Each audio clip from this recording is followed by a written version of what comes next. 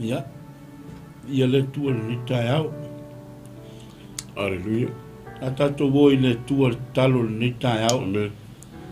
Ia wa foi faiva lo filima ni Thank you, tai Lord. au. Thank you, Jesus. Ma le fola ina o le fe au ma le Thank you, upo Father le tua. God. Yo e te ma. Fa lau te le ina o le fina ngalo le tua ni tai au. Yo e le tua. E tatou talo. Hallelujah. Yo vale atua le te male alo ma le ngang pa ia. Hallelujah. Thank you, Jesus. Ma tu o mai le nei tai au fau Thank you, le Father tua. God. Yo e lo Ma matou tu tua. whaftai ta mai le ola ma le malosi le Whaftai tua ngā le pa tai ia. au. Lo fangia le atua le maleifua mai le Yes, tua Lord. sa mo le nei tai au. Yes, Jesus. Whangunga le leilo ma tu Amen. tua. Ma tu o mai le tua le nei Hallelujah. tai au. E mamoli le tua lo fina ngalo le Yes, nei tai amen. au. Yo e te ma. Loto ma ai fina ngalo le Ia tua oe la le whanau atua. le nei tai au. Yo e ngā pa Ma tu ia i le nei whaftai tai ta au. ma i le ola ma le Father, malosi we le give nei you the tai au. glory. We Lo give you the fangia le praise. tua, tiu te mawhaiva lo give you filima the ma honor. lava sina. O le nei tai au Hallelujah. fōu le li ie. Le ngā solo ai le tua. O lau whanau le nei aso le li ie. Hallelujah. Au ma ngā luenga le li ie. Tiu te mawhaiva. Yes, Lord. Atina ina, tono Amen. aina. Ai mese le tua Yo lo e fina te ma. ngalo pa ia. Pena mātou au na ai ia te oe Yes, le Lord. tua. Yes, Alo Jesus. fangia le tua lau whaamalolonga le tua. Yes, So Lord. se tafa o le nei lalo langi le li ie. Ma o te Hallelujah. malawa. Ai mese fo i whale mai lo si mai atu ai lato. Amen. Lau whaamalolonga Yesu le nei tai. Hallelujah. Lava ma le Praise the mana name of the lo Lord. Thank you, Iai Jesus. whaamalolonga le tua. Yo e le tua. Mātou vala watu ta mai Whaftai lau ngā fio le paia. nei tai au. So ni mai le Whaumai nganga. oe le nei tai Lau au. fio le nei tai au. Whau mai. Yes, Lord. Mai ai o mātou mua iso. Yes, Lofio Lord. mai. Whau fo le Hallelujah. butu. Glory to God. Le nei tai au. Ala vātu ai Hallelujah. le tua lo fina Thank ngalo you, le nei tai au. Jesus. Thank you, Alo Holy mana le Spirit. tua lau fe au le nei Give tai us au. your anointing. O ai se anganga e whaalongo ai le tua lo Glory, sifonga le hallelujah. nei tai au. Talia Yo, le e tua tama. lau upu le nei tai au. O lo iai le ola. Holy Spirit. Mātou whaftai ta mali nei tai au. I mea umala. Hallelujah. Lau tau singa le li ia. Loa lofa. Hallelujah. Tau sima loa lofa tau muli muli. Ia Hallelujah. lo suafa le nei tai au. Whamanuia foi. Yes, Le Lord. tua le o nanga le nei tai au. Amen. Le li ia. Alu atu ai le tua. Hallelujah. Lau upu le nei tai au. Lunga le upenga ta whailangi. E au ngalu ngalu le ea. Le Hallelujah. li ia. Sausawina le mana o lo toto. Praise God. Tele lava le tua so Praise vina. God. Ono Whaftai Yesu. tama. Amen. Whaftai Amen. Yesu. Hallelujah. Hallelujah. Yereri. Praise God. Amen. Ia. Ia le tua le nei tai a fou. Tātou sula pea. Le alofa ma le anga lei o le tua le nei tai au. Ai lau Amen. maua. Yere tua. I le alofa tausi ma le alofa tau muli muli o le Ia. tua Amen. i le nei tai au. Whatalofa atu sa moa i le nei tai au. I le suafa manu malo lo tātou Hallelujah. li. Ma lo tātou whaola le nei tai au. Amen. Yereri. Tātou whaftaia le tua i le nei tai au i le ola ma le malos. Hallelujah. Amen. Whatalofa atu fo i le nei tai au. I sunga i whawhia ngai ngā taulangi. Ma lato whaltua le nei tai au. Amen. So se whata whai Hallelujah. taulanga. Yereri. Lo no manu ma whawhale tuia ai. Sunga i whawhia ngai ngā taulangi. Ia wale fina ngalo le tua. Le vala wina. Ma le filifilia o tātou tangata whatawa. Amen. Wale fe au ma le ngā luenga le tua. Amen. Hallelujah. Whatalofa atu foi nei tai au. Au sina po. Fue sina o le tala le leile nei tai au. Amen. Au na le tua lo. Manu malo lo. Whatalofa atu nei au na le tua. Malo foi le ngā lue. Wale fe au ma le ngā luenga. Le whangalo ina foi nei tai au. I le ngā soloai. o tātou tangata le nei tai au, tiute mawhaiva, Amen. tau singo a inga, ai mese fo'i o au sina i maota malawa, tāpua ia whaiva alo whilima. Hallelujah. Aleluia, la autou whatua inga tausi lea, yaso uma, lea tai au, ma lea tai au. Whatalo whatua i le mawaa se lua le nei tai au, sunga le whawhengainga i a tito, lua iwa le nei tai au, ngata fo i lea le sunga ya mai, whawhengainga le nei tai au, tu sai fo i male ala leo, tu la au atuai le afionga po le upua le tua le nei tai au, i lo fina ngalo le nei tai au. Haleluia. Fe lava se mea e te maua mai ai le upua le tua i le nei tai au. Pe ke alu nga shopping center. Haleluia. Amen. Pe ke alu fai lau whaatau, po fe lava po tono lau ta vale. Haleluia. Po tonu foi o le falfai ngaluenga. A maua sau taimi e te whaalongo ai i le upua le tua. Talia le upo le tua. Amen. Dango le upo le ola. Amen. O le upo lo iai le malaya. O le upo lo iai le manui o le tangata. Aleluia. O le afo i le tutu la au. O le au fai ngā luenga le tua. Tutu la au atu. Le upo le tua po le afionga le tua. I lo tangata. Wa le tatou vala wina mai le tua. I le fai ngofia le nei vai tau le soifuanga o tātou gola. Aleluia, o tātou vaia mea o te tupu, ia ai tātou maua pea le unsai. Tātou te whaatali pea, le taimi o le tua. Amen. Ia nei tae au, la mataina le pokalami nei tae au, nau tau sila ifo, o le upu o le tua. Aleluia. Tau longo atu le upu o le tua, e tupu ai lo whaatua tua. Amen. Aleluia, e tupu lau whaatotua, i le tau longo lea, o le upu o le tua. Aleluia, pau lava leo le upu o le tua, e iai le aso, iai le taimi. Amen. E wha masino ina i tātou, e tusa ma mea sa tātou whaia. Yes. Aleluia. Praise God. Ia leri. Au ngaru wenga i muri mai, ne tai au. Ia, na atu lo le sunga al whaafengainga. Pastor Tito, luaiva, mo le whaasolonga le tātou pokalame ni tai au. Lewa no pastor. Men. Ia leri. Ia leri. Am tātou le upo le tua. Ia Maria se mai whamamole si ka meskaku. Pese whamamole ia kaku le upo le tua. Ia leri.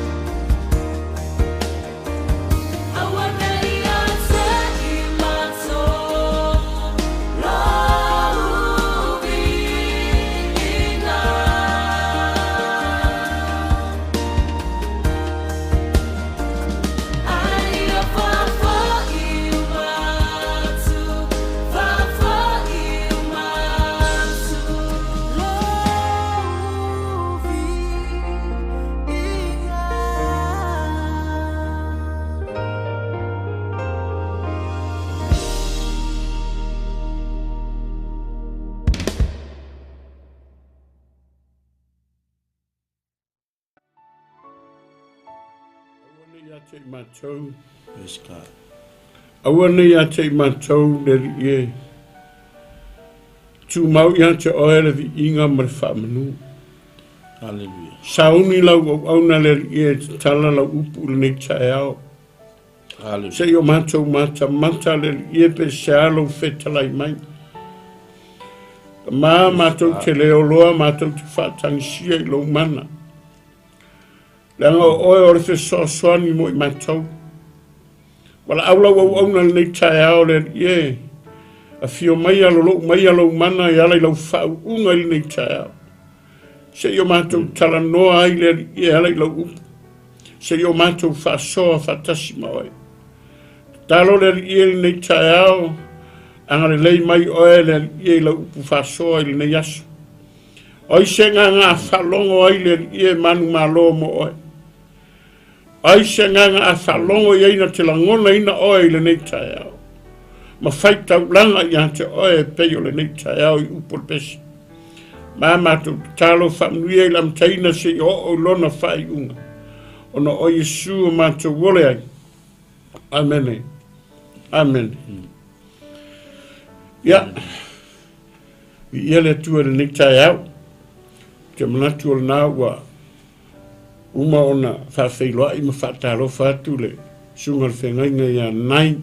Basta nai le nei tae au e whai mo masui. Ia muri atu se nganga whaftai ma se nganga whamalo. Me se whataro whale nei tae au. Ia ele ma whai foi ona tuina ai. Le nei avanoa le lei ma le nei avanoa mātango fia wa mau. Ai tātou te le ioa I le upole atua ia e au ana. Te whawhiloa I atu ma whatalo whatu e whapopo whatalo whale wauna. Whawhiloa I atu I na yo mātua. Na yo tātou mātua. Ia e meise foi o le whaptoa whatalo wha. I seo tātou atu pele o Samoa. Pele I le loto. Pele I le anganga. Nofo ma mai tau atu. Moni el tala tusi. Su e lava o tātou whamalama mo tātou tilo I seo tātou atunu. E ulava ino tātou ai tau malele I atunu upafu. E su e whamalama mo tātou matamata I seo tātou atunu. Whatalo whatu. E ulava na eile ngasi a malo. Ai leise me whainka I atu. Anga le leile atua whainga sauni whainga parota. O le atato wole upo le tua le niktae au su e lau tusi I le naua e matamata I lunga naua I le tatou tusi lunga o salamo na se lau matolu. Whai upu mua e se ia whaangata mai le ono. Ia o te fia whaitawina I le whai upu mua e whaangata le whai upu e lima. E whapealon whaitawina. Lo wanga ngai. Ie whamanu atu ia Iova. O mea ua foi o tutonu ia teo. Whamanu lona swafa ia. Lo wanga ngai. Ie whamanu atu ia Iova. Aua foi nei ngalo se mea tasi o ana mea lofa. O le whamangaloina ua mio lenga umalava. O le whamaloloina o mai atua uma. O le whaolaina mailo uola ai le tunga mau. O le whapaleina oe I le alofa ma le alofa muti vale. O le malia I lo manao I mea le lei. O le whaafowina lo tau le lea e whaapei o le aito. Amene. Ia leli. Mangingo lo whaitau a. Praise God. Hallelujah. Mga iau por pese le kaku wharongolonga yang ni. Hallelujah. Pese le whainga vi inga I le atua. Ai foi lai lo tala on tau por ni tai au e whapelon whapuina. Tala noa I le atua I lau vi inga. Te kau le merkako kusi. Ai meise foi o pese pe kako pese ai. Sa molo o tu pele ni tai au. E le to tau wha matala ina I ato e le whai salamo a ta vita. Amen. Le o tatou whai tawina il ni tai au le whai salamo lea por tusi la ta vita. Whai mai le amatanga o tusi. Lo wanga ngai wha manu atuia ia Iova. O mea o fo I o tutonu ia te au. Wha manu atu I lona swafa pa ia. E ia le foi upu I lalo mai fai mai. A ua foi na ngalo se me tasi o ana me alofa. Amen. Ia le rei. E vai le lalo ar piko I lalo ngai. E mata foi ai ai le lei. Wa lau vili lau fai tau. E le ngata I leo lau whafonga ma lau whalongolongo I telo taini. E ao ma le pō ma le ao e la unga pe ana wauna. Le whai ngā taulanga le tangata ne o tāwita. Ese whai ngā taulanga. Amen. E ai whai ngā taulanga le tangata ne o kāwika e whai mai le loto. E vai foi la makanga whai upu. Ai lai tala noa I. Amen. Me ngā ringa whau mai tala noa I le atua I lauvi inga. E vai foi la iai le kala le kalangoa I tāwita I. Amen. E leo kalangoa I sesi. E leo whai tāwika I sesi. Hallelujah. Amen. Lawa whai a kāwika I longa loto. E vai la maa ngai man makau kia. Lai kalangoa kāwika I ia. Whai mai le tala tāwita lo wanga ngai. Wha manu watu ia Iova. O mea umawhau I o tutonu I na teo. Wha manu lona sua whapaia. Amen. O I se kainio e kalangoa ia oe. O I se kainio e whapei fo ia ki o lo wanga ngai. Se whai sau I inga I le atua. Maa ngai e whakaika inga kāwika. E le kalangoa fo I sesi. E le kau whai sesi. E le kau whai kāwika sisi, whai sau vi inga, whai sau kauranga vi inga I le kua. Lai whai a kāwika. Talking about himself. Amen. La wakala ngoa vai e ngofo ka maloa ia. Taku vai kala angor ka maloa le ska ka ngaka. Hallelujah. Ai kemi nga whai vi inga I ta vita I le tua. Ele whai a kāwika sisi, nga whai a kāwika I longa loko. Vai le kala kāwika la whai longa loko. Lo nganga e se wha mangu ia I Iova. Amen. Wha mangu ia I Iova. Aua foi nei ngalo se mea tasi o au mea alofa. Ava aila iei lalo le lisi ngai lalo mai. Amen. Kei loe. Le ngaru wenga ngara kakaro kāwika e whai. A kako maka wa e kako whai kau ia I le kau wha alau I loa ko ia ki oe wa e silfia. Sa moro wa tunu pele. Kei loe. Mele ngā ringa whai kako e le tuang whai o longa vi inga. Menga le ringa kako ai kelo kaimi wale mangu ia isa kala sia. Langa wa whao le tangata vi inga o le kua. Wa wha pei whalis ka ngaka o. Wa ua nga menga. Le vi inga o le lalo langi. Awe le manga ia whakaika inga le wheme kāwika. A pe whapenga. O ka se manga ia pe whapenga. O kalangoa I le kua. Ke kalangoa I whau I le kua. I se le manga I olo ko kuri whao ia mai whamau lalo le kua. Kei lo o whamau lalo. O le akar ko kuri lalo. O le akar whamau lalo lo loko I le kua. Whapenga kāwika. A vai e se mai tāwita lo wanga ngai. Whamanu atu ia Iova. O mea umawhoi o te tonu I a tau. Amen. Whamangu ia Iova. O le halo marosi o iai. O le se ola o iai. Whamangu le atua. Kaunga whamangu le kualang o le kuanga mai le vi inga ngā mai an marosi a kākou. Kei roa o en maa ngai o fwoi o kuspa ia. Mea ngā rai ngā whiu ese le atua mai longo ngofuari. Aisea.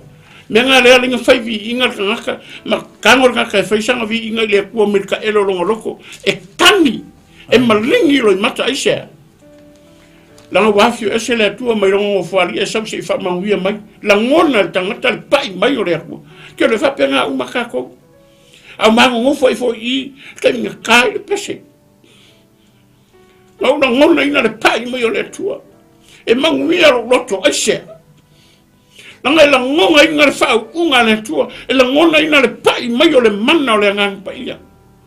A mai ai fo kongol ngi fale. Whaaftaila wa una ia mai ki ongol ngi ia vangoa. Amen. Wa vel ngi fale ma ngi ia vangoa mata ngofie. E le maasangi ai. Awa mawa I se vangoa makeo mai. Po le alo ma vai. Po le alo ma whatau wa. A talo le tua. O le asanga ruanga o whao ngai. Ma ke whai vi inga I antoe. Ale wangore wa mai le tua. Lana lu whai ngoi o le upo le tua. Le se upu mai le tua kako ki whalongongo. Te ua whalongongo maripo. Whalongongo maripo. Vai ma ngai al whakai ka inga le whai mai e tāwita. Whai mai tāwita lo wanga ngai whamanua tuia ia Yehova. E vai da e vai ngai dalo i la unga mingo mea rofa ka maro. E hongo ala mea ngai. Amen. Ke mga ola si kako woi mea e hongo. Se kako kilo po feo mea ia ki kako ki iai. Amen. Whai mai le mea mua. O le wha mangaloina ha wami o le anga uma. Oka. Amen. Oka se mangai o tau tinonga le kangaka na whai le atua. I loa le ka vika. O loo iai le atua ngake wha amanga loa ngaia. O ka vika ro skanga kami o kongo ka vika kangaka ang sala. Nga ue malama tala ya ka vika le leile o langa nga sawe ka vika. A whai mang fili mai ei. Nga fili mai pa mamoe. Amen. Asia. Kangaka e mau lalo longa loko. Kangaka e whaivi. Aka e whaivi inga i le atua. La sale o leo ka mamoe ka maro pa mamoe. Amen. Yeleli. Sa whaivi inga i hawhakasi ma mamoe. Afika ngisi mamoe. Kangia koe makavika. Hallelujah. Amen. Po fe me ka mamoe e mamoe ka moe e ya matavita. Ke me pole ka moe ka vika lai pese ka vika. Ala menga lenga ni fa upe ka vika fe me. Ka vika le lo wanga ngai fa manu o kuye ya yo. O mea o mo foi le ko kongia ke. Amen. Fa manu lo na swafa pa ia. Ele fa pena kau. Sa mor o uso mo lo tua fine lo ta mama lo tina. Le fa na pele le tua. Hallelujah. Elo yo se kai mi e fa pei fo lo loko. O e fa pei fo la oi. Se lo wanga ngai lo o tua. Fa manu wa ku ya kio. A o ye se vi inga la o fio o fa o fa mo mo elo so vi inga. O lo vi inga. O lo vi inga le tua. Amen. Alan mele i kako. O kele kako faore di ingole.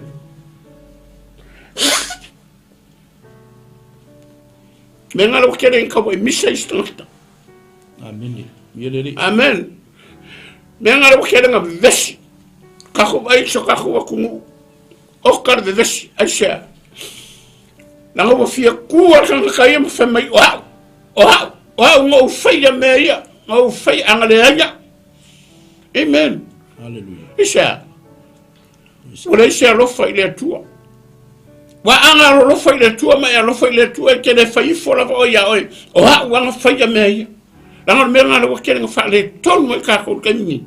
O fai vi inga mo manga o ngofo le vi inga ma ngofo le ngofo le tua. Ai ave le tua fa ngofo ya ka fa sa nga ngofo le tua.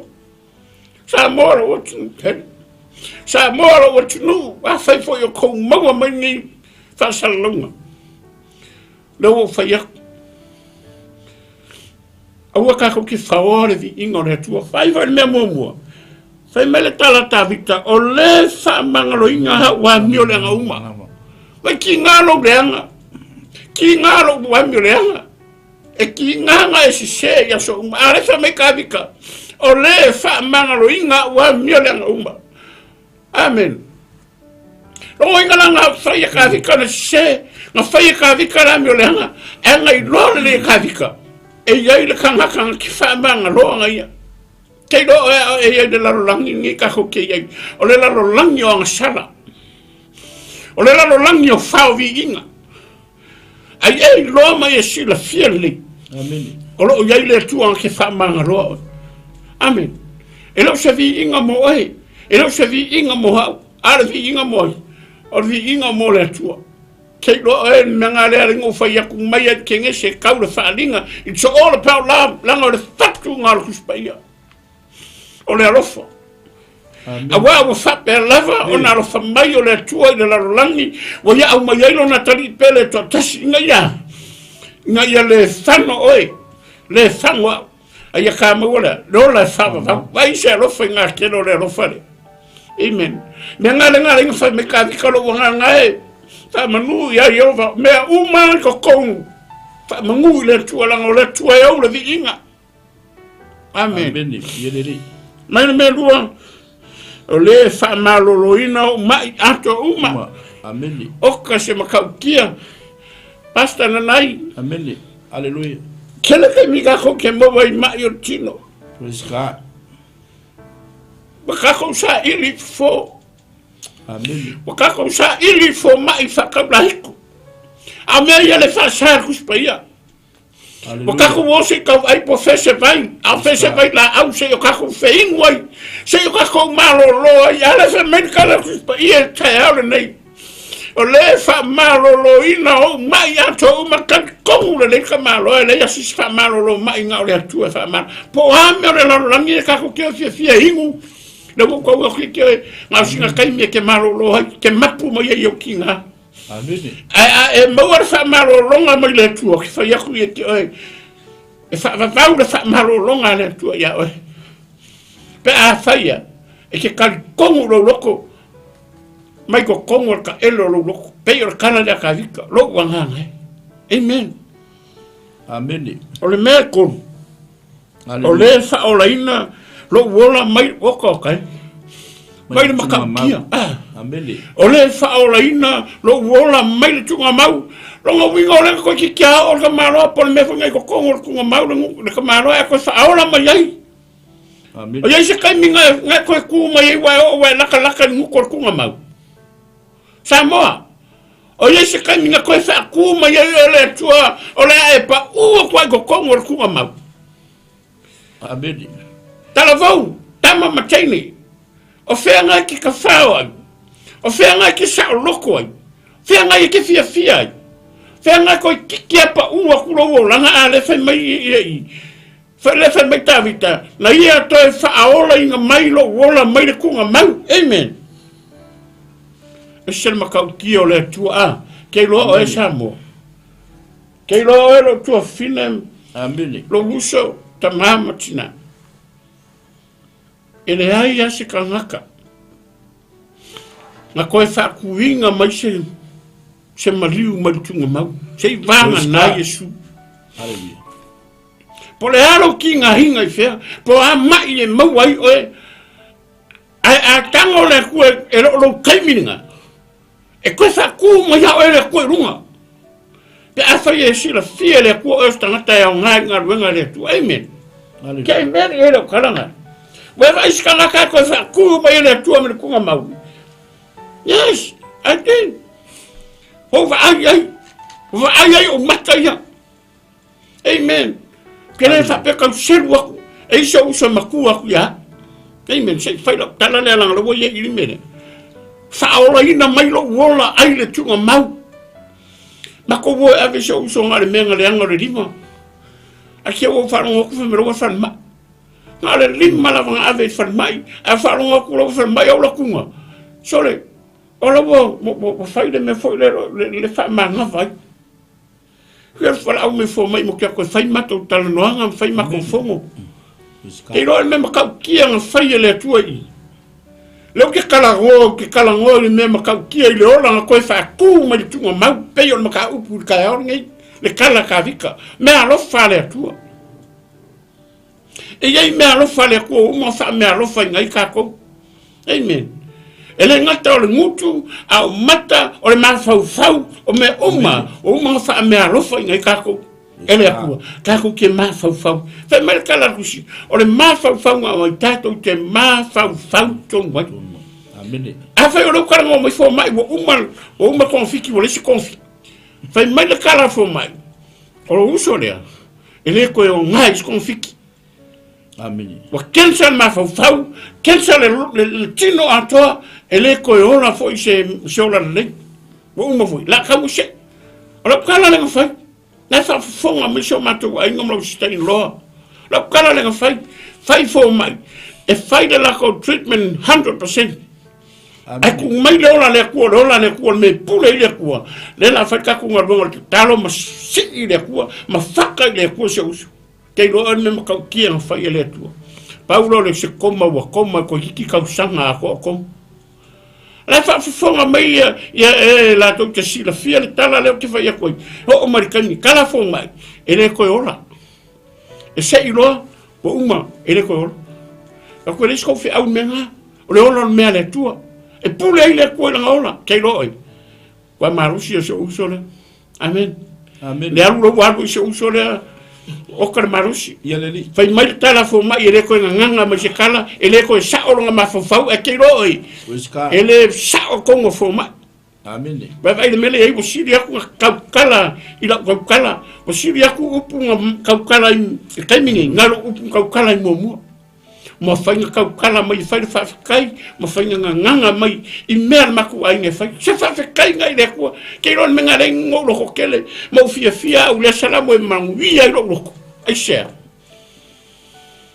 la o ke los kasi le me ke fia e o ke fai vi inga le ko so se kai mi po ke ando ka vale po fer lava sa mo ke mo ko wa ki ke fai vi inga i le ko i lo vi inga pesa i le ko i lo vi inga amen pele ka fai nge kala ile kua ai a lava la winga e fai le kua wala vanga amene Weska ele o fa kali mai le kua e ke ni mau ngasu e ke la o kua yanga ia pa wal mele fa kali mai le kua wa se pese ku ale magingo kala kus anga kua e ala nga ko le bang fa nganga le kua la au mo fo amen o ke kia fai mai le kua e kia o kiko la me ko nga pese mai ke la me ko nga nganga mai ko kingo ko ngre fa nganga ku la au ma fo ma me uma se fa ke kongo yo pe ale o sa ke kon ke vinga ke loi no se kai mi po fer la vo ke lui o ke pese le ku la vinga o che alanga ile ku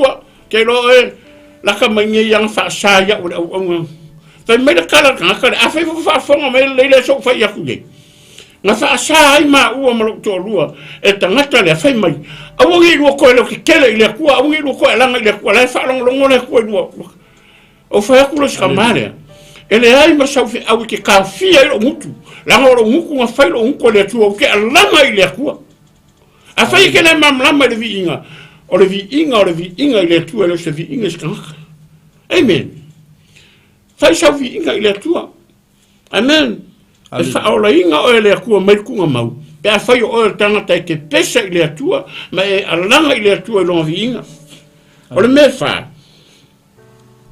o le fa pale ina o ile lofa ma le lofa muti vale oka amen muti vale le lofa o le atua amen se maka ki o le me fa me fa pale o ele atua lo nga lofa Weska muti vale wa uma mai le rofo le tua ya o mau haleluya la sa me fai le tua la sa me fai le tua ale wa uma mai le rofo muti vale le tua fa pale yo e fa pale ya amen Weska ma eu le rofo le tua credo pe fa felo fa kusa le ko ngalo fa pe amen le que o foi mai ele ma fai se meu fa kusa inga le lofo le tua amen vai nga alu ale tua sa toro haleluya alu ma mo sa toro o ma tanta inga e ola o wola amen bieleli e ki nga lo denga mo fa le con que lo kai ele ma fai io ma vesere lo fa le tua ya che ma amen e lo lo fortanga pe ka wa sunga ya nai vai a sona ngomungi ole ale lo fortanga ma le lo fa le ku e lo fortanga ka ya lo fa ya e ngo mo ma se me amen bieleli Weska e mo mai lo sa me ka ya lo fa lo tanga amen ale se me ele lo fa ge glory ala tua pe mawa se mele ko ya o pele mawa se mele ko ya o ele suia le lo fole tu never never change ele ma fainga suia le lo fole tu ya kawa awa fiangi kai mika ke anga salai wa fiangi kai mika ke furi kuwa ile kuwa ala ya lo fa ma ya le kuwa le lo fo ya tu ya to ma fa ngako ko ke loi menga le wala ngo ku maule ku pe o ke le anga pe o ke fa le kon ai le ma fai ngo ko e se mai ma me o wi lo ile lo fo le ku amen ke le kan ko so mako mu amen asola ko fa olinga sa waru ni akoko ai ke roi ngo marusi lo langa i le tua ma sau tafo ai kan kai kia o mai ka me kupulanga la ki o mai fa fi o mai ku kupula la ka va ai mai kia fa me sorry vai le fa fi o mai ka mi kila o le fa ngai fa o tanga o fa e sa le tua lo tani amen la wa sa va de la o ngo suma tolo tausan ale ko a fa o nga o le tua sha la ngora o le kala fa su sisia God's time o le taimi o le atua le se kaimi o kiko Amen. ele se taimi o tangata o le kaimi o le akua a fai o lau le kaimi wa kofa e le akua o ke angai le o whaangai ngā ruenga le akua ponaro vai ponaro le lo se mea o ke karikongu le upura Amen. Amen. It's not about church. Amen. It's not about church. About winning soul. Amen. Ke roa ko ngā mai le atua Re abre loko e fai loko inga ia kumu. Amen. Masu e sa kupe o ke ola ai, masu e sa kupe o ke ai. Kera menga mai le tua o mafu fau. Abre fai loko inga ia ola se nganga. Mai mangu malo se nganga mo le langi na fatali mai. Amen. Praise God. A fai foi ora ke fa fonga mai. Ale ke manga mia fisosoangi. Hallelujah. Masangi ngo fai mako loko. Ile kalisia kemi sa yetangata fai a o nga wele la va a ke o nga sa Hallelujah. la me ke sa we fe me we le sa lo ko we o nga ala la nga fu fe sa au ke por fe fe o nga sa nga fu fe ya so la wala ko fe fe o fu ko ye fe o sa Amen. lang wa fu fe o le tu amen me la nga le nga fe ye ko o nga pe ke u pe wele la va sa la nga si la fare kasi la fare ki sa ye pe ma Amen. amen ele nga ko ma yo kingo au mai fare nganga mai u mai e fai ko ngor fare le menga le nga fu ku fo mai e kasi ar fo mai nga fai fe awa ki sa wa ku ye fo mai vai vai la awa va ku fo mai e fo ro mai le Amen. o le u pole tu Yaleli. fai mai ai seja o na fa lava wa e ma lo hai Amen. le ngo ma lo hai Praise God. e masangi ngo fai kala le kan mi mako au ka au Hallelujah. wow o ke ola i va venga o le tua amen Yaleli. ke kan kongu le kalanga Yes. e ye kala kala se fai kula ta tinonga le ale uma me i ko rua ke lo e mai ro le kiki ngo wola mai ke le so kai mi ro ainga anga kele lo kai mi farma Hallelujah. e fa lima ngo waru ya wa ka o ko lo vai e lo e le ma singa ka o ko nga o sa mo ko ki se fulu ka ko nga sa mo e le ma se me suia on fa le nga inga yo lo kingo o ko ai la waru nga makwa e ye le pese ka me ke lo makongu a fa longo mai la na tu pulanga e le pese ka me ke lo makongu e ai me lo sa va aku atingana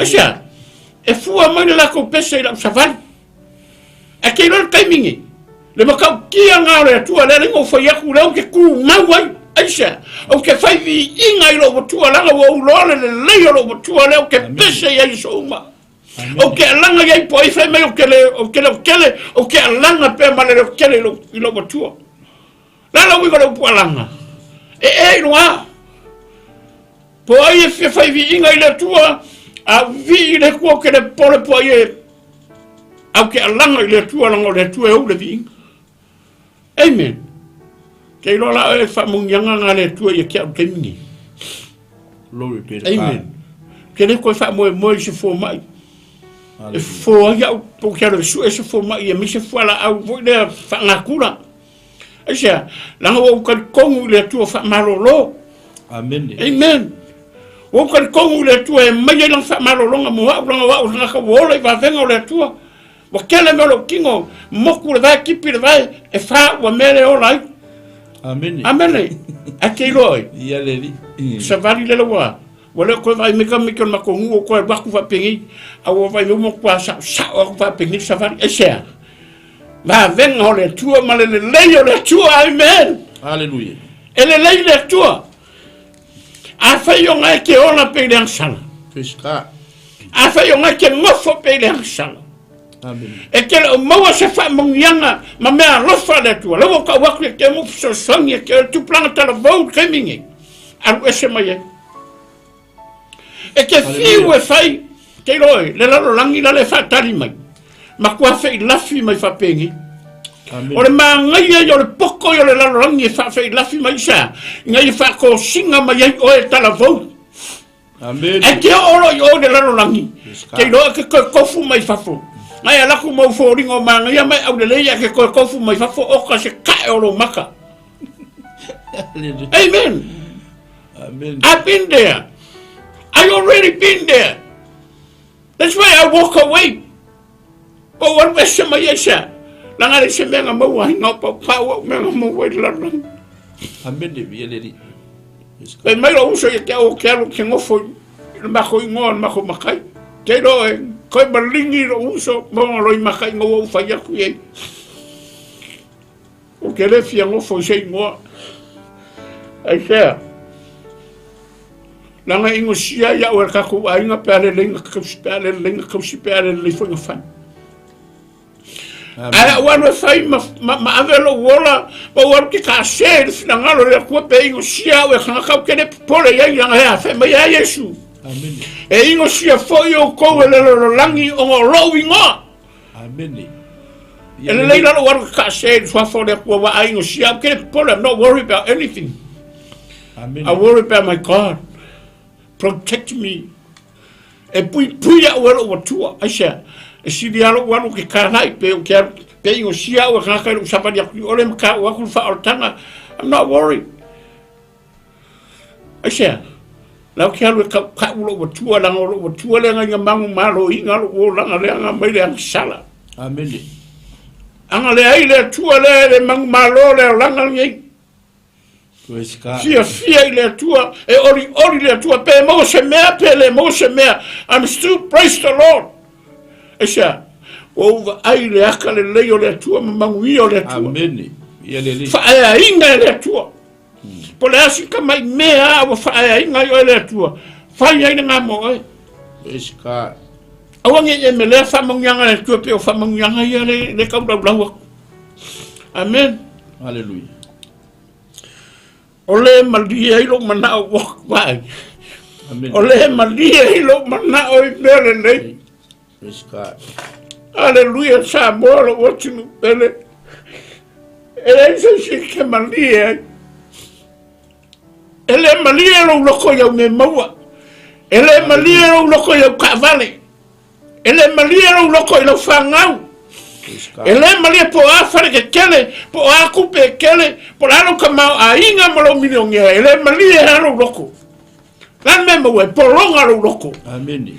Awa ye malia yo kai mia ke mo Yesu malia lo loko ke no el tala manguia lo loko ke no kai mi fa so so le America. Hallelujah. Lo uso le so se kai mi ma ke kalango mi fa so langa le kala ke wa kangi mi fa mai uso wa malia lo loko ile tua. Hallelujah. Hallelujah.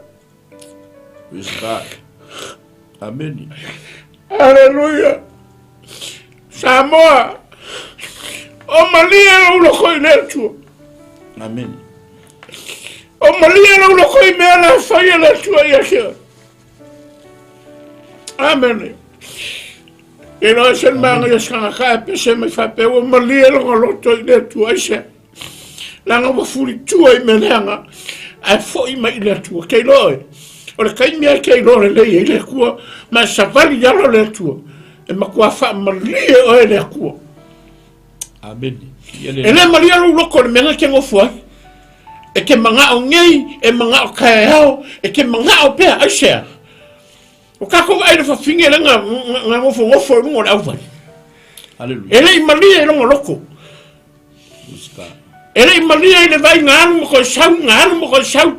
Hallelujah. Ara kai mianga aisia ya Yesu sa oi kala foi le fa aru ia vai kai mi mako or finge ai ua as Amen. nanga ngai finge nga fo fo mo vai Hallelujah. e ai ua as lenga fa ya ku Yesu le vai au mai ai u ai anga le fai kwa Yesu o le vai le ke mo ye ke ko fie mo o fa mau ai silo ya Yesu ala me nga va so kai mo o le va va le ye amen e wais e ke fi me ke o fo nga me nga ke de maria e ke fi fo ya mo wa me ai u ya ke lo ke le mo ya amen ele maria lo ko i me ke mo wa aisha la ke le ki ke le fo amen yeleli alo fatu da lo tua o ye pe o lava ya o amen hallelujah pe ke alu ave se me wa maria lo ko mai pe se ile tua i la vi inga pe se mai alu ave ke lo e ke pe se mai ko kongo lo ke fa lo inga ma kala lo ko amen yeleli almele ye o isi ka mi po fa lo ko pungi no mo pe alu ave me ala pe ko pungi mo fu ko pi ko le ha pe ko le flow le ma nga fa sia ire mo amen hallelujah la ingole tu ne taya e sen ma ngai ro pole tu hallelujah o kai ka fo yo se o malie lo ka loko ile tu pe mai le pe wo ye se me pe le se me ke lo e malie lo ka loko ile tu pe o kele mo o do langan ngai pe o kele mo o ni kingo pe le mo nya o mer kingo a o mo wa fa o mo ka ma ai ngai ro pole tu mo le ona fa va mo ngua nga mo amen amen amen fa taile o nga mai fa kai o nge o nga hallelujah amen ero sangi matatal no marsu ya nai amu ia fo nge o nga amen ko kere fa nga o mai mo so pes fluri mar fa nga o mai amen hallelujah akelo bole ko fa nga ruenga full time mai kelo la fa tai nga le ko fa tai le tu nge o nga hallelujah o lo kai mia ko o se vai le tu ela ni o nganga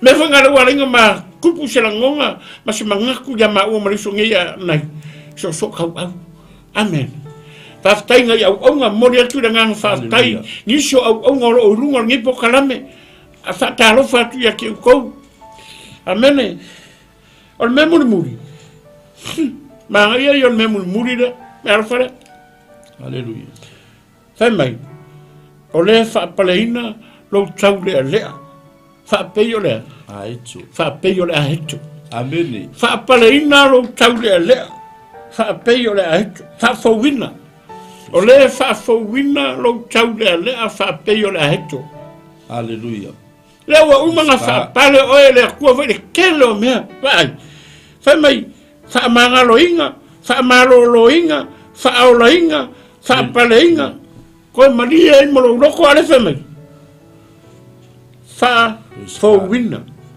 lo tau le e fa pe yo la eko lo wingo la eko ele ku la eko o winga pe fo ni mai la eko e fo wa la eko so amen o winga pe fo ni ke fo ya a fa makala mo la eko o le mangu ma ki ale lo winga la eko ko ma lo si mangu ma amen e fa ku sanga e ta vita o le me fa mai o le fa fo wina lo tau le a fa pe o le a hetu amen hallelujah fa mai le sei ngai ma ia yo ki pasu e sei ngai fa se fu wa fa pe tonta si se fa ka merin ngai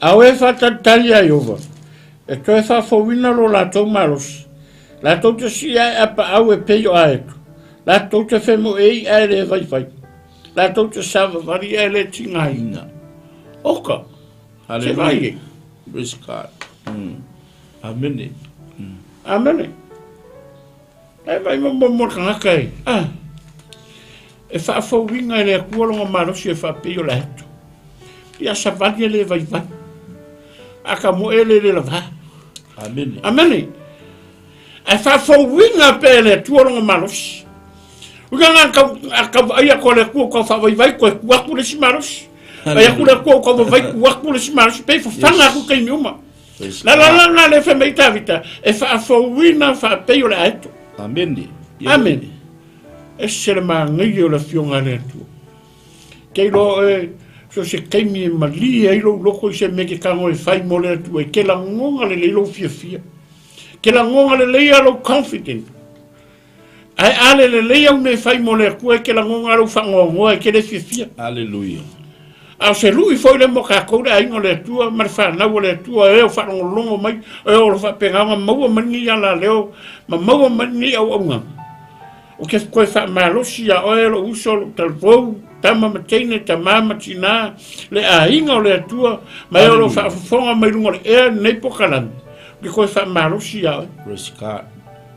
fai vi inga le tua i lo fa kali mai le ku inisi a mea Ero kero kaimi e ngalo ya o vi inga e karo a fe me kala lisko inga aro karo ngalo ko so ko a kelo a pese por se que pese i lo vi inga ke la ngonga le leilo ma fanga ke la ngonga ma linyo lo mata isa amen ba fio ese le tu me lo ngofari esa fa manguia ma ya oi isa ngala la lo fa mai le tu ya o la ngala si la fia le tu ele atua o e mau o pale ali o ngā ruenga le atua yo ngā au amen wa ia se la mga ia o ka ue le atua le mga ia yo o le atua ko e mga ia ue le atua o mea umanga whai le atua ngā prou ngā wakua le upu ma wheulo le atua ku mai mea ai paua le o le mea ngā makua I kango le atua e paru le parapala e whaua I o e maa Wa ia makau kia le rofo le kua ule popole le kua I songa mamalu ule popole le kua ia ia e kango e whai oi whai ia asia amanga ia o le amanga ia o e maha ue le tua a ingo le tua ni asu o upunga le tua a se wha marosi fo I mo ka ua ni asu keiro po whea me kia rui whai vi inga I le kua pe awela ka vale pesa I le kua Aua ke mo ingi waranga ka wala au. Ai pula maru lo ka vale mo fai sa vinga mai pesa I le tua. Amen. E ke roe e ke pesa e kangi. E sa me wa kangi ai. Wala ngona le pai ma yo le ka ngona tu lo pesa malo vinga. E sa e fai malta ele fai mai ta vita lo wanga ngai. Fa manu tu ya Jehova. O mea o mo foi o to tonu ya tau. Fa manu lo na swafa pa ia. Ska Awa foi nei ngalo se mea tasi o ana mea lofa. Amen. Pa ai. Awa ngi ngalo se mea o mea. Ska Awa ngi ngalo se mea o mea ke manga kua le leiri kanga kanga whaola inga oi. A whaiwa whaola inga mai oi le atua mai kunga mau. Awa ngi ngalo. Hallelujah. A whainga whaamalo lo inga oi le atua yo mai. Awa ngi ngalo whaamalo longa le atua whaamalo lo oi. Ska A whainga whaapale inga oi le atua. Kei loi. Pale umai pale inga. E whaapale oi le atua. O kei mea ke mawanga isia nganga. Me whanga rea linga whaila utala. O ke le pole po o sisi ame. Ai o ke maha o inga. Ia mangu malo inga sia nganga. Mo le langi lai whaatali me esia. E mawalo pale. Amen. Hallelujah. Whaamarusi ngā mo kākou. Ska Ia malie lo roto I le tua. Awar wha malie le lalo langi oe wai ke le malie ngā o malie isi kai pupu koe uma. Ai a wha malie oe le tua ma e malie I le tua I mea ngā whai le tua mo oe. Ka uaku ia ke o le ola wha vaulo malie nga. Amen. Ia ma wha fowinga I lo mo oe. Ke loe. Ia e lo kai minga ia ke saua I lo a whai o ngai. Wa e la ngona. Alu faz o caro de tu é como se faz fogo é que vai que fogo é coisa para por algo coinha e fé por algo matua e fé por algo tá lá vou ler nga que loi fa fogo vinga lo ele ku fa piolaico na va ai la guardo com a piolo amen ya wa kule chuma ya pasta naia se eu fui sem fa popon tá com calpunha só tá com calpunha e ela tu nes c'est parti famulunga pel vingo le tio amen ya la we fa fonga wa tu la au fo ile upo le po la yonga fa wina le tua haleluya lo ya ile ola lo ya ile manna amen ile upo le tua haleluya haleluya so se mea e ave ya ile upo le tua e manuia amen haleluya ia le Kele ni mea ngā ua whasoa tu ile te sunga le whaafengainga ia Pastor Tito Luaiva. Te reni mea o ngā ua lau inatu. Hallelujah. Horinga man nei tae ao lo talanoa mai le tua ia ta vita. E talanoa ta vita ilo na tua. Amen. Hallelujah. Ia leri. A fia ai ta vita pe fia inu. E nau le angano ta vita ilo. Amen. Hallelujah. Hallelujah. Praise God. Lea foi lea o lewe le te whaafonga mai le nei tae ao. Au alu watu le upo le tua. Lo ia ile mana. Amen. A e fia inu te mana o mia le vailea. E na ta ua le vailea nga ingo le fafi. Le fafine Samaria. Hallelujah. O le sau so o le fafine lea. Hallelujah. E le imalia ai lo na mana. Amen. Taimia na whaalongo le fine lea. Au fetalai Yesu ilo na loto. O inga malia ai le mana o le fafine lea. Tele mea leo le fafine lea. Hallelujah. Na te si la fia. E lima foi tane lea sau mal fine lea. Praise God. Ai tarano atu pea le tae au le vi inga o le tua. Hallelujah. E le fatu la fono ina lo vi le tua. Amen. Hallelujah. Fai mai ta vita. Kai foi fa fitu nga alu ta vita yaso. Amen. Hallelujah. E alu se ta wai ile malmal. E alu ta vita e avero no vi inga ile tua. Afia ingu ka vika. E fia ingu le ngango ka vika. E ngau ka vika ile tua. Hallelujah. Amen. Hallelujah. E foi na el salamo ta vita le fa pe mai. E mai ta vita. Pe o le nau ole aila le vai tafe. Fa pe na le nau ole nganga o ta vita ile tua. Hallelujah. Ole mangula le aila. Hallelujah. Tala tu pe ya choe. Ole manu le ole aila. Le fa tu sa yai. Ole mangule pawa le me e ola le mangule ole vai. Hallelujah. E tofu le mangule o lau fai le mangule ole aila le vai tafe. Vai mawa longa marus. Amen. Le la fa tu sa ile le fionga le tua. Le nau ole nganga o ta vita pe ole nau ole aila le vai tafe. Hallelujah. Mele awa nei fata mala ya cha oe le vi inga o le tua. O le fua o tatou lau mutu. O le vi inga ile tua. Hallelujah. Ke lo oe le mele nga fai ai. Oe ma. Ile pale alii. O ngalu wenga mamana o le tua sisi di ese. Nga fai a oe le akua inga ia maua ise vi inga o le akua. Nga fai a oe le tua e te vi atu ile tua. Amen. Ke avaku le vi inga o le akua. Amen. Hallelujah. Hallelujah. Pele nga fai ai oe mahau. Ele tua. Fai a kako. O ni pala pala. Kako nga o ni pala pala. O nga o se ele kako. Hallelujah. Kako ke ave ele vi inga o le akua. Hallelujah. Amen. Nga uio ka malo le o ka vika. I le akua. Amen. E fai fasiri me fai fasiri ni ka. Fa fe nga fa mama ina. Ele tau le o nala. Amen.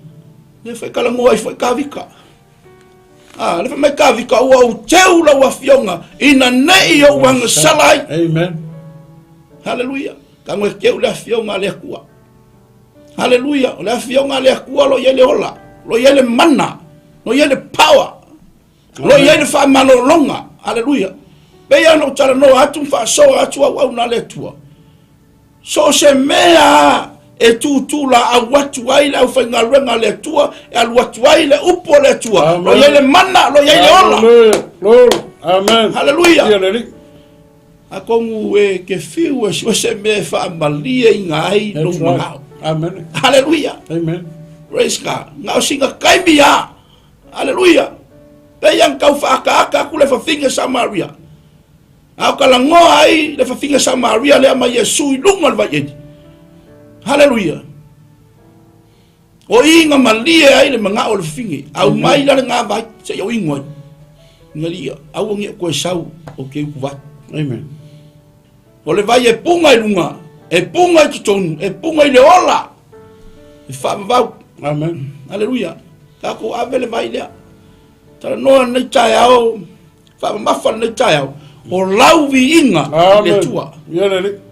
Lau vi inga i le tua. Le foi kala ngoa i foi salam mo ka vika. Ma yo le fai ala vi inga ma taulanga. o le ava lea i le atua. Amen. Yes. Haleluia. Ke leo Ia le kaka e Hallelujah. whakauwaa ia i la koulu melea. Ta kuiska ka o le lotu.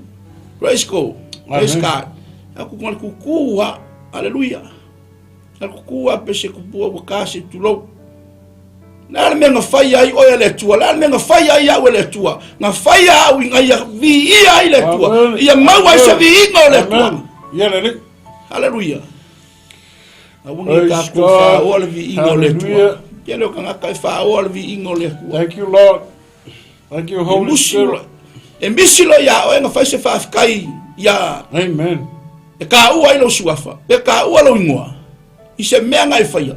Makanga ele fia ke manga wai fa piko ai rumba oi. Amen. Ari pastor. Amen. Asi dem. E kaunga e fa mua le akua.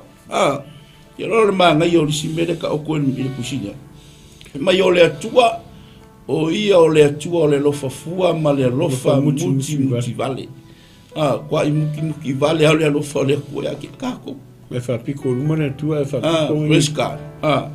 Mai ai ke le ngese lona tusa. E aingo le tua. Aleluia. Le au fa tua. E leo ngofo le toa sao le tua. Amen. Ngai sau malia le toa sao le tua. Aleluia. Amen. Tami e tātou te wha longo i lana upu. Tātou wha tua ma tātou salamo. Ma tātou tali tonu. Le wha o le tanga. Na au mai e ke riso Yesu. Ngai ai o le mea leo kawa ku ilka ku kusi vai tau te koi foi peia mai o le malia ai lo manao i mea le uma mai o le malia ai lo manao i mea le uma. Praise God. Ngao Yesua e malia ai lo manga. Amen. Hallelujah. Ngao Yesua e malia ai lo manga. Praise God. Pole ale kele au me maua be maua lo fale moku. Hallelujah. Pe maua au kavale. Pe kele fongi au kupe. Hallelujah. Ki anga kele ele malia ai lo manga. Amen. Amen. Hallelujah. Ia le. Maua la ngamia. Ku oi lo lama Yesu ia. Oka. Malia lo lo manga. Hallelujah. Ia le. Iska. Le foi ka o le fionga le kua. Ia ngaka lo ka ko manga o i mea wa tacho maua. Hallelujah. Kasi le mea wa fai mam kupu mai de ko kelo ngaka. Amen. Le fa malia inga le mangao. Hallelujah. Ngaka lo mangao i mea we maua. Le ala mea wa foa ia le kua. Hallelujah. Le ala mea wa maua le pusa isa. Le ala mea aibo au mai le kua. Maria lo. Malia ai. Fa soa mai le kua. Mea ai e tatau mo le aso. Amen. Ia le. Hallelujah. Me kasi ngā mea. Bole ale pakaku o lau vi inga, aleluia. Ngaka e laku wale whare leise masu kovi. Leise mea ai, aleluia. Oki a koe ngāle mea. Kele ngā maua i lau kisi angol mea. Amen. Ai le upo le tua. Amen. Aleluia. Ia le. Mau lama leo le upo le tua. Malia e malia ai lo kako mangao. Aleluia. Praise God. Le tala nolvi inga le tua ni ka heo. Aleluia. E lea ngā kukongo le loku ke whaakali se i aula sa ke vi i lea kua. Amen. Praise God. Amen. So se mea e ke maua i lea kua. Amen. Ale tala tuspa ia awa nei tu ua le wha potonga. Le mea lo i ai le aingo le tua. Ngai maua i lo malosi. Maua i lo malosi va le nganga. Aleluia. Nongo mingala. Hao pese la kavika, me kavika. Lo wanga ngai. Fa manu atu le tua. O mea uma o tonu ya tiao. Fa manu i lo su. Hallelujah. Ia le. Nongo winga, aleluia. So se mea ke ma waile akua. Peke alu lau ka avale. Pese ngale vi ingo le akua. Amen. Aleluia. Ele ka mo ingi nyau maka pe ka faisa kalo le akua. Aleluia. Amen. Peke pupula. Aleluia. Ke lo ale fingelo hana. Ngale memu o lau nuku o fingelo. Amen. Hallelujah. I see the fear le kuale loko. Hallelujah. Praise God. Keloi, pengale memua. Hallelujah. I see the sila le kua ya keoi. O fela se me ke aluai. Peke sa vali. Hallelujah. Pesa ngale vi ingo le kua. Hallelujah. Awale vai mai loka ngaka lolangui. e ai le anga le ulo le inga. Amen. Praise God. Awa ke popole. Hallelujah. Mali kala kuspa ia. Popole le fasioti le tino a toa maleanganga. Hallelujah. Tala noa le vi ingo le tua le nikaya. E le faa le vi ingo le tua le nikaya. Hallelujah. Praise God. A fea ngai foi tātou le nikaya au. Ki uche ma faiva alo finima. Malama sino ne yaso. Hallelujah. Nau lo loto i le tua. Amen. Fia i le tua. Le fe kala mo ai foi fa sala mo kavika. Mai ye fia lava o ya Yehova o na faia lea e Yehova o mea mana o ya i lo loto. Amen. Hallelujah. Amen. Praise God. E ya le mano le viinga. Hallelujah. Amen. E le mano le viinga. Ke lo ke me ke vivi ai le kua makala umango kanga ya ke oe. Amen. Hallelujah. Pe a fai tu sa o lo loto i le tua. O ke popole fu ali ska ngaka ya kafa. Hallelujah. Amen. O le ala ke me kai ai o le ngaka pai o le kua. Hallelujah. Malama le ngango le tua ya choe. Ke me ke vivi ai le tua. Amen. Ya sa ukala. Kama le kavika. O changacho vi inga. Hallelujah. Ha mai la kavika le akola awa le kua. Hallelujah. Mai la aves me kua le akola awa le tua. Amen. Au siva la kavika. E kana ngol vi inga kaya. Amen. Au siva la kavika i longa kua. Fai mai le tala tuspa ia. Ko koe anga le la vaka. Amen. Hallelujah. Amen. Paiska. Au ke mangai fai lo ia ke o e ia changacha po le fifinge le kongol kuspa ia. Hallelujah. Amu le siva tavita. Ona la siva kavika le mai ngole akola awa le kua. Hallelujah. Ai fai ai le afafine o saulo. Ne kala. Praise God. Hallelujah. Fai ai. Me pele anga ele. Hallelujah. Fa longo ele tangata o le tua. Au fai le finge. Amen. Hallelujah. Ai fai mai le tala o le tangata o le tua na fai le finge. Se wata tau i le tua. Hallelujah. Amen. Praise God. Melea. Ai siva ile kua. Au ke poli. Amen. Wai siva ile kua. Hallelujah. Me kala kuspa ia o me mai fai manava e vivi ile tua. Amen. Amen. O kalma ngai ile upole kua. Sua malia ile upole. Amen. Praise God. Hallelujah. O le vaila au nga. Le upole kua. Ai ke mi o mai fa go nganga ya ke we. Ia ke mi wale mauku. Lo loko ile mea. E alu solo le mafofa. Hallelujah. Wa ai le upole tua. Le upole kua lo yele manga. Amen. Hallelujah. Le upole kua e kali lo manga onga. Hallelujah. Mea ngai manga ya kere kamalo le o kavika. Mea fanga inga fifiria kavika. Praise God. E mai le tua.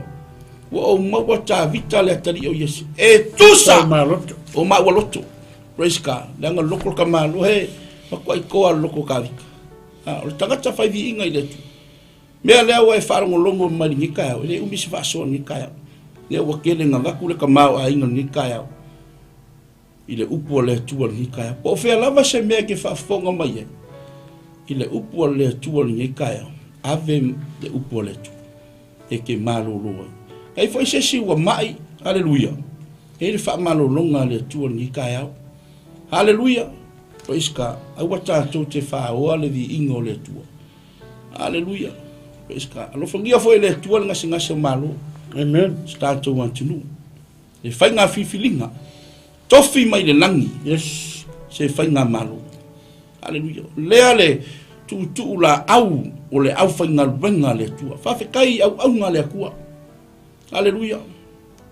Whawhekai le i le au nanga. Hallelujah. Wala va atua le upo le tua. Mo le kau wo kau kui whai kako au whale o ai. Praise God. Awa maua nei awanua. Ni nei ala leo. Whaasoa tuai le fionga le tua. Tau auna le tua lo o mai le lau mua nei. Tu ula au atu le fionga le tua. Manuia foi le tua. So se fata fai taulanga lo nei au auna le tua. Ngata foi lea o au sina. O le tala le lei. Nai au auna lo malo lo manu malo.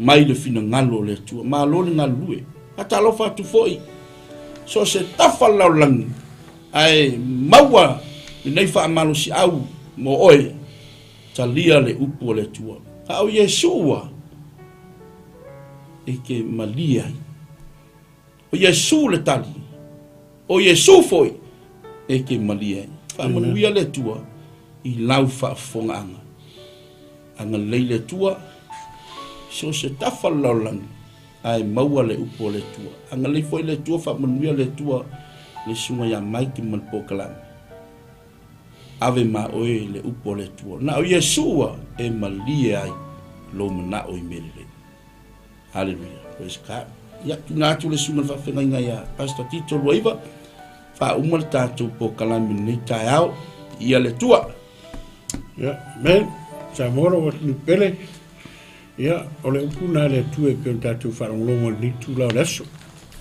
ya ele to is talo nawa amen ole tu le ngan fa tai su fu fenga pastor nai ya ole masal na mo la fa fonga ni aso a fa marielo finangalo marielo fa fonga le upo le tua elo se upo ma le upo le tua lo fa ngere tua lo fa longo ma lo fa fonga ni aso i dai le ngal le yo le tua le ya se si meta tu te marie o na le upo le tua ma le finangalo le tua ta tu te marie ya e ole a fa se ta tu talo ya ona fa ina ile ole ma ta ngaruenga fu nei aso lo fa tu mo oi le tua lo ma tu te mai ni taia thank you Jesus o mario ma tu loto ya te oi tama ma tu fa longo nei aso le tua e moni ma fa ma oni lo ma tu te ala langa ya te oi ma ta ele o ma tu loto ma tu fa pe tu tama hallelujah e tu ma pe ya te oi lo la inga mai lo matou fa tau va ya te matou fa tai lo fa unga le ye sa e le ya ma u e lo fola wa le so mai lo le so ma ta mai le e ma te vai to ni lo e fa tai lo matou tu le semana e mo mori mai ma te mo mori lo wa tu nu le ye lo fa long vi ia o lo matou tu ta lo le ya so le tua mana tua so matou fa nga malo so matu tunu ulo ngasi malo o ai lava le tua o e filia lo matu tua o lawa mi tonu le ie tu nantu ya o e fai le filinga matu talo ang le leile ie fa manuia so matu tunu fa manuia foi le ie na yo matu tua e o lo fa penano fa longo mai lawa ma mota e mai se le tua lo o finga wenga ya o na tofi le tua ono lo finga lo mato total ye lo fa unga ya te la to so se time tu wai ma langa lo finga lo mato praise God o wala ma va lo fa unga hallelujah mato talo le ye ai foi niso au no lo auto va mai pe lungo nei ala le lo mato tu ye langa le lo fio fa ngana ina le ye e mai so mato uma fa manuela o no ya mai le ye no nei ya no mato fio mato mo ne ye le ye o manuia ya tenia fa manuia nei fale lo mato tua uma nei ya sole tua ai o atu ya te o lo vinga ono o Yesu lo mato li ma lo mato faola amen ma amen praise God God bless God bless amen so for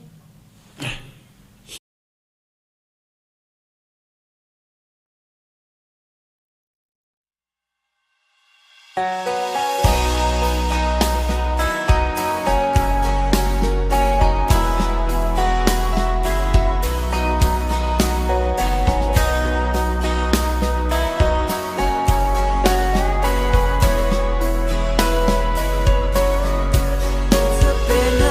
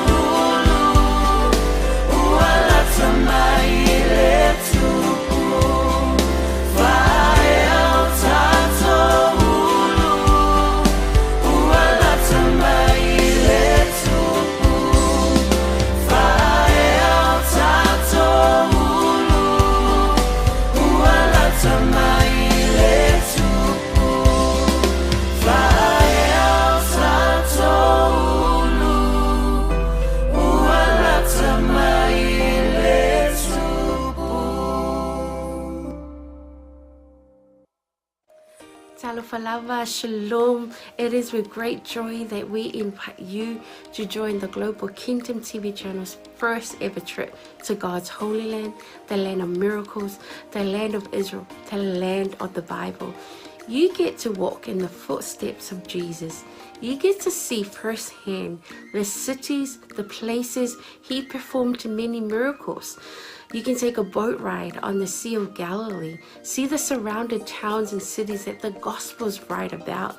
You get to see the places that the Old Testament talks about, the places where King David hid from King Saul.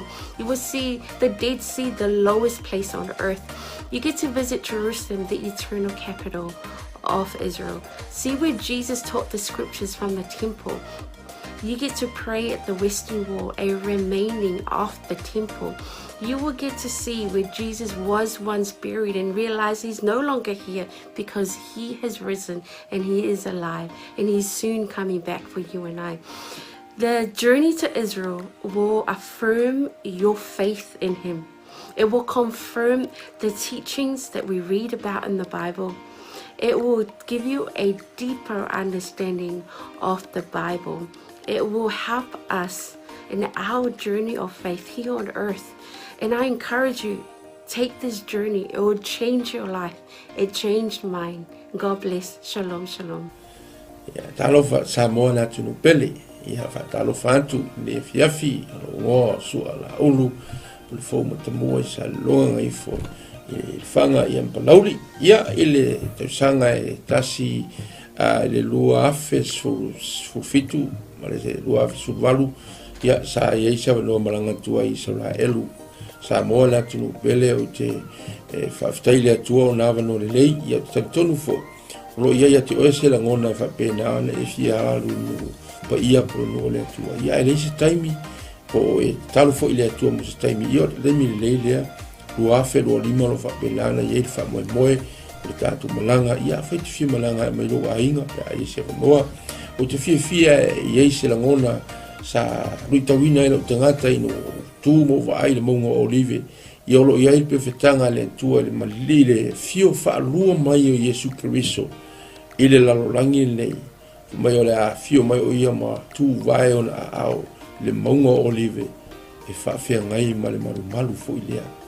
Samoa a e fia i loa tiri nei lava a mea matango fia na faia le tua na tutupu mai o le atutupu foi. Ia loa no le leile tato te malanga tu ai. Ia Israelu awane ingalo ia te oe whamnianga le tua.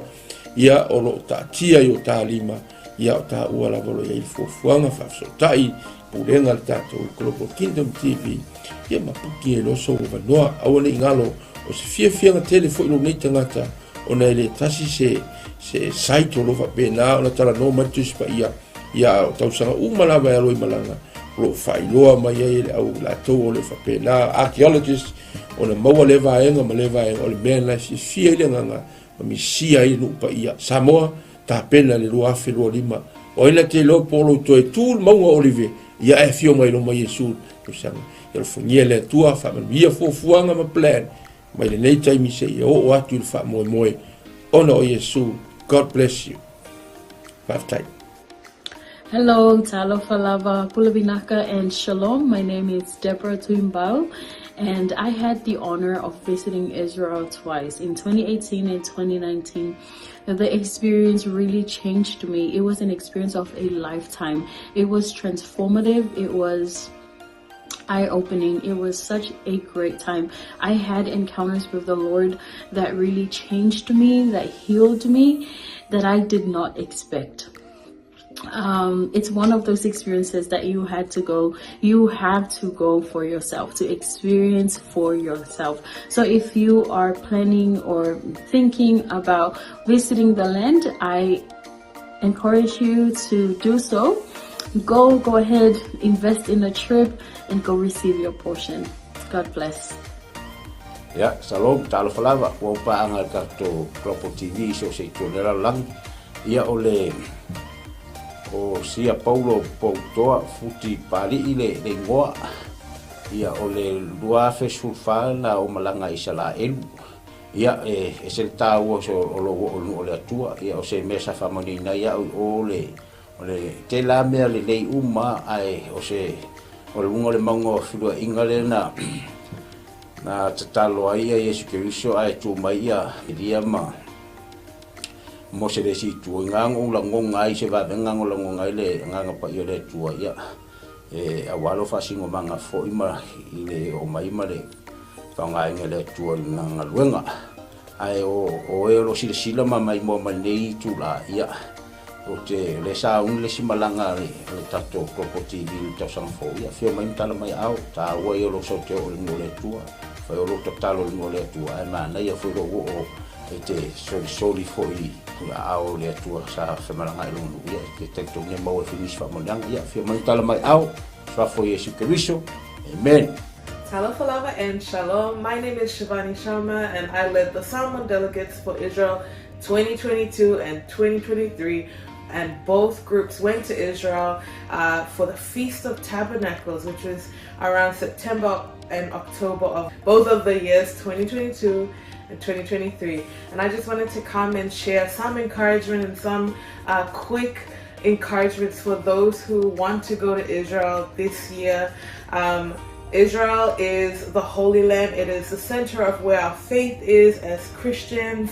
And I want to encourage you that if God has called you to go, to please take that step of faith and join the group that is going this year with Pastor Michaele. And I want to assure you that going to Israel is a trip of faith. You may not have all the money in the bank, but if God has called you, I believe that the Lord will open the door and make the way for you to go and receive whatever He has for you in Israel. And I'll just share that being in Jerusalem, the city of our faith, the center of where everything happened in the Bible, it's an amazing experience, and there's nothing quite like it.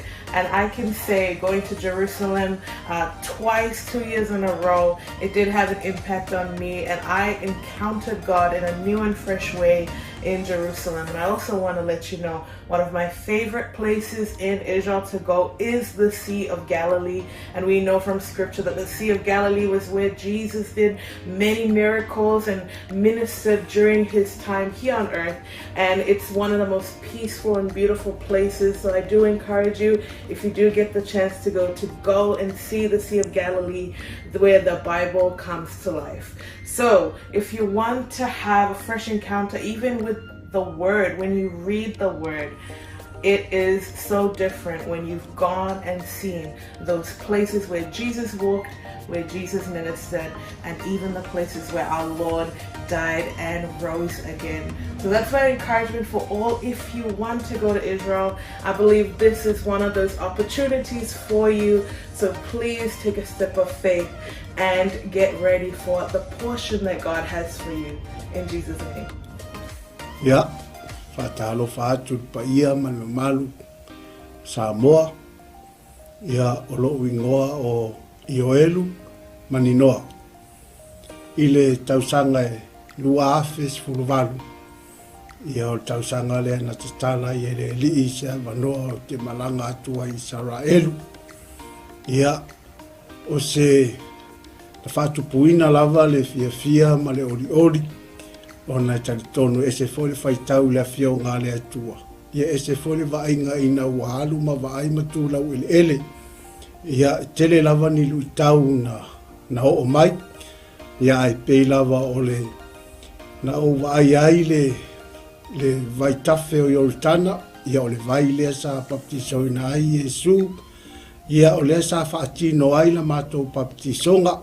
To tele i mātou 5 fa i mātou sa whai en mātou baptisonga i sunga foi whawhengainga peo na mātou iai.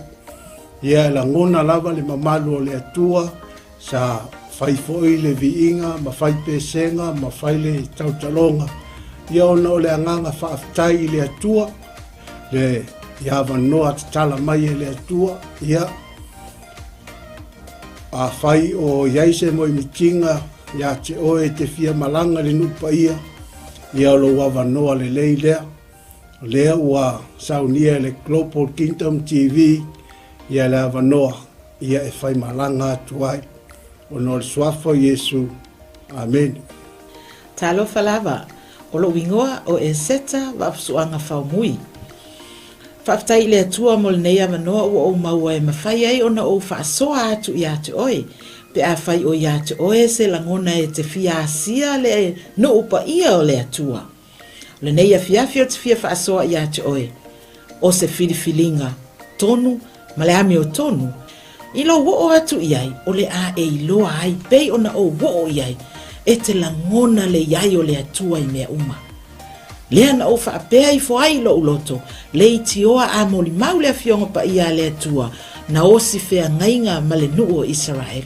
Va ai i ai le manuia i so se mea, lau ele ele o la autoto o mea uma, manuia ia o le atua o lo tali e Israel.